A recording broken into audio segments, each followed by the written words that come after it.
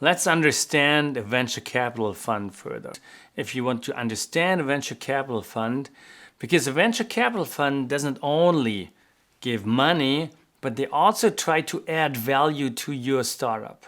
And this is really important because especially in early stages when you are young, unexperienced entrepreneur, it's important to have someone who can help you in crucial questions, crucial decisions, at least someone you can discuss with. So this is why a venture capitalist do not only provide money to your startup, they also provide strategic advice. That's the one thing, and they provide some network you might want to use in order to build your startup. And this leads to the fact that sometimes, if you look into practice, entrepreneurs don't choose the fund to give you the best deal in terms of valuation and term sheet and so on, but they also say, I might want to choose a fund which is really good to add value to my startup. And from a theoretical side, there are studies who tell that VC-backed firms have a higher IPO value than non-VC-backed firms, which is to some extent proof that venture capitalists can add value. You look in what people say and really important entrepreneurs or even venture capitalists themselves, you can see that there are many people who are very, very skeptical towards what venture capitalists do and how they really add value. This is taken from Guy Kawasaki's blog, and he's talking about, I mean, he's a venture capitalist himself, and he's talking about venture capitalists, and he calls it the top 9 lies that venture capitalists tells.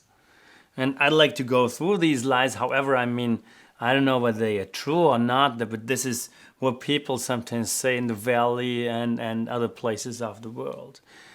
So the first thing, when it comes to looking at your company, one of the things venture capitalists hate to say is, no, I don't invest. And normally they never say that. And the only thing they do is they play this slow maybe with you. They tell you, yeah, maybe I'd like to invest. However, they make the whole process really, really slow.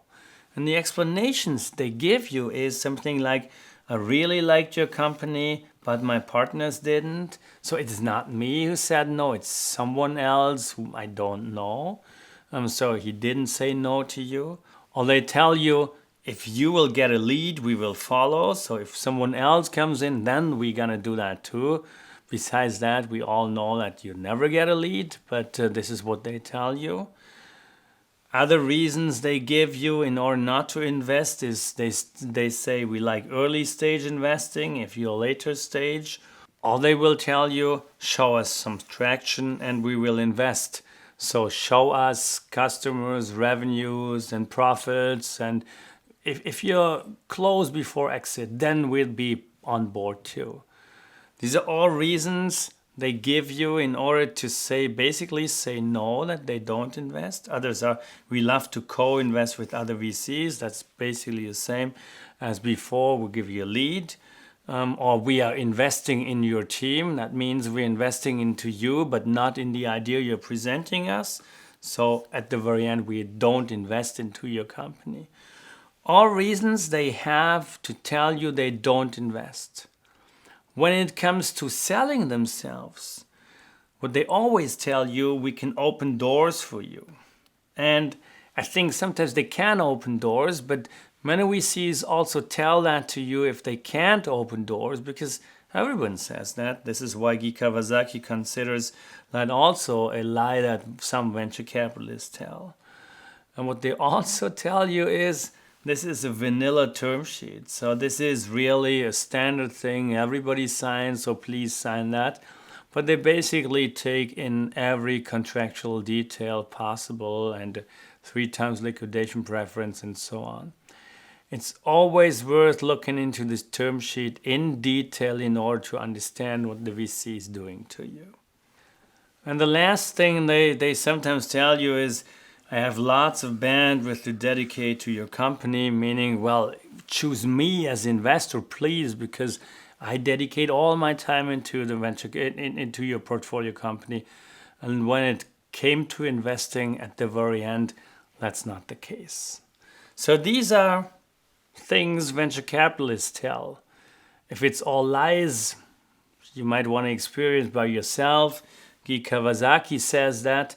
However, if you look closer into that, there's a famous quote by Vineyard Kashler, who's also a venture capitalist, and he says 70 to 80% of VCs add negative value to startups, which is really an important quote.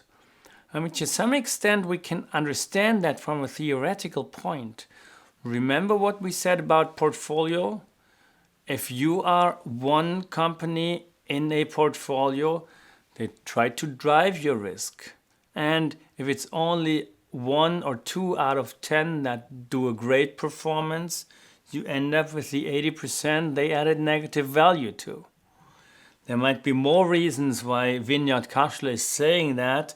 TechCrunch people have some remarks to that. And Kashler says lots of things which would help him arguing that 70 to 80% of VCs add negative value. At the very end, it comes to the point that there are really, really good VCs in the VC world. And if you have some of the real famous and good VCs investing into your company, they are probably the ones who can add value and make the high returns for the fund themselves. There's lots of other VCs out there.